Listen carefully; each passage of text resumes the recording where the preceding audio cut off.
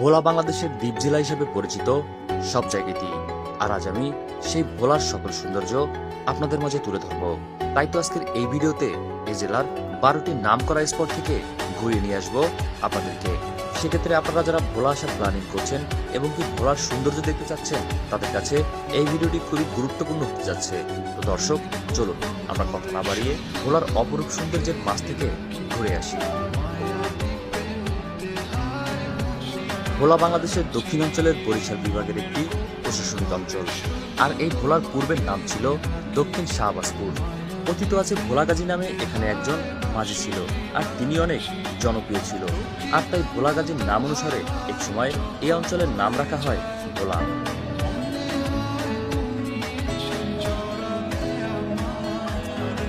আমি প্রথমেই আপনাদেরকে নিয়ে যাব এই জেলার সবচেয়ে বড় আকর্ষণ জ্যাকব টাওয়ারে।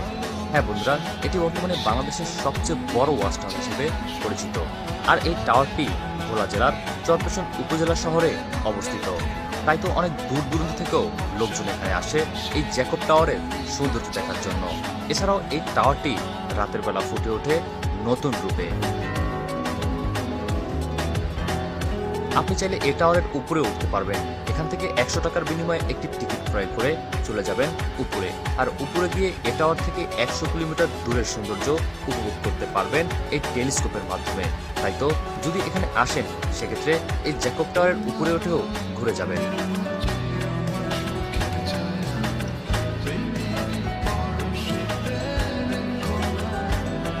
দ্বিতীয় নম্বরে আপনাদেরকে নিয়ে আসলাম ভোলা নিজাম আস্তানা ফাউন্ডেশন মসজিদ, যে মসজিদটি বাংলাদেশের অন্যান্য সকল সৌন্দর্যময় মসজিদগুলোর মধ্যে একটি। আর এই অসাধারণ ডিজাইনের নির্মিত মসজিদটি ভোলা শহরে অবস্থিত। শুনেছি এটি নির্মাণ করতে ব্যয় হয়েছে 30 কোটি টাকা। তো আপনারা যদি ভোলা আসেন, তাহলে অবশ্যই এই নিজাম আস্তানা ফাউন্ডেশন মসজিদ থেকেও ঘুরে যাবেন।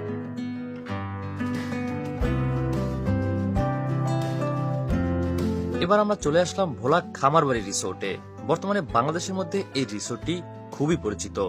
বর্তমানে এটি ভোলা জেলার চরপেশন উপজেলা শহর থেকে 20 কিলোমিটার দূরে নজরুলনগর ইউনিয়নে অবস্থিত।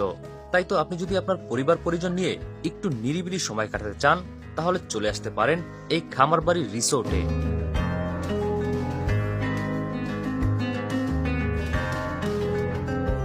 এবার আমরা চলে আসলাম চর কুকরিমুকরি।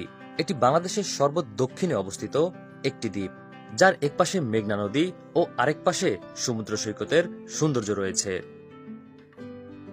বর্তমানে দেশের মানুষ এই চর কুকরিমুকরিকে বাংলাদেশের দ্বিতীয় সুন্দরবন হিসেবে চিনে থাকে।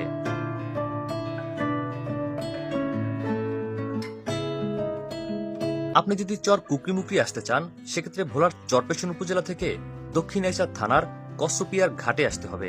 সেখান থেকে ট্রলার, স্পিডবোট বা লঞ্চ পেয়ে যাবেন এখানে আসার জন্য। কুকরিমুকরিতে থাকার জন্য ভালো মানের রেস্ট হাউসও রয়েছে। এছাড়াও ভালো মানের খাবারের জন্য রয়েছে রেস্টুরেন্ট।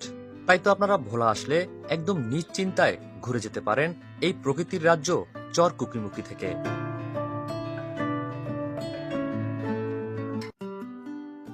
এবার আমি চলে আসলাম মনপুরাতে, আর এই মনপুরাতেই রয়েছে প্রকৃতির এক অপরূপ সৌন্দর্যের লীলাভূমি।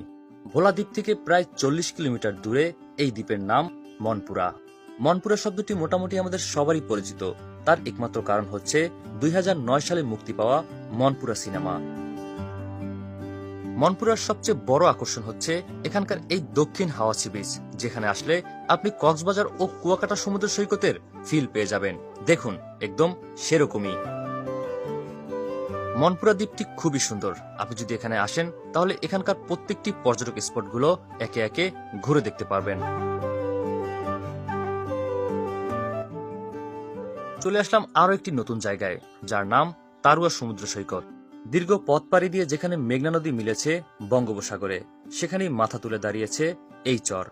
এখানে আসার একমাত্র মাধ্যমই হলো নৌকা। চরপেশনের কসুপিয়া ঘাট থেকে ট্রলারে করে আসা যায় এই ঢালচরের তারুয়াতে। প্রতিদিন অনেক দূর দূরান্ত থেকে অনেক পর্যটক আসে এখানকার এই তারুয়া সমুদ্র সৈকতে।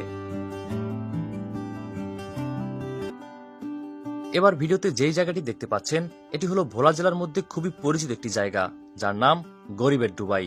এটি জেলা শহর থেকে অল্প একটু দূরে শিবপুর শান্তিরহাটে অবস্থিত। মেঘনার পারে অবস্থিত এই গরিবের ডুবাই তথা গরিবের মরুভূমি দেখার জন্য প্রতিদিন অনেক মানুষ এসে থাকেন। তাই আপনিও যদি ভোলায় আসেন তাহলে এই মরুভূমি থেকেও ঘুরে যেতে পারেন। এটি হলো ভোলা বাংলা বাজার ফাতেমা খানম জামে মসজিদ, যে মসজিদটি বাংলাদেশের অন্যান্য সকল সৌন্দর্যময় মসজিদগুলোর মধ্যে একটি, যার অসাধারণ ডিজাইন দৃষ্টি কাড়তে সক্ষম সকলের। ফাতেমা খানম জামে মসজিদের পাশেই রয়েছে ভোলা স্বাধীনতা জাদুঘর, যেখানে মুক্তিযুদ্ধকালীন সময়ের বিভিন্ন তথ্যচিত্র রয়েছে। আপনারা যদি ভোলা আসেন তাহলে এই ভোলা স্বাধীনতা জাদুঘর ও ফাতেমা খানম জামে মসজিদ অবশ্যই ঘুরে যাবেন। এটি হলো 500 বছরের পুরনো মোগল আমলের মসজিদ, যে মসজিদটিও ভোলা বাংলা বাজার থেকে একটু দূরে দক্ষিণ দিগলদি ইউনিয়নে অবস্থিত। এছাড়াও ভোলার বোরহানুদ্দিনে রয়েছে বোরহানুদ্দিন চৌধুরী বাড়ি, আব্দুল জব্বার জমিদার বাড়ি ও হায়দার আলী জমিদার বাড়ি। আপনারা যদি ভোলা আসেন তাহলে অবশ্যই এই জমিদার বাড়িগুলো ঘুরে দেখতে পারেন।